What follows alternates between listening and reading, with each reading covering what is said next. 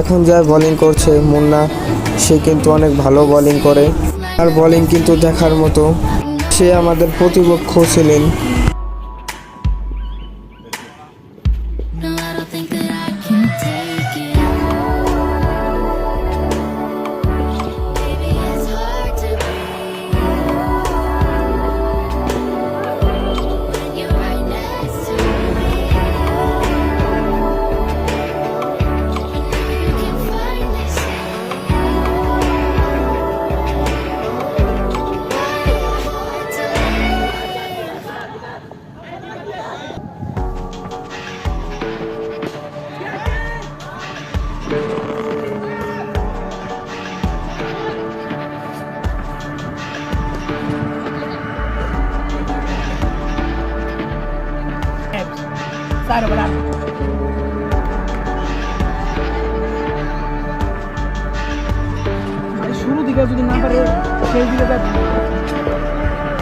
Thank you for watching. সবাই ভালো থাকবেন।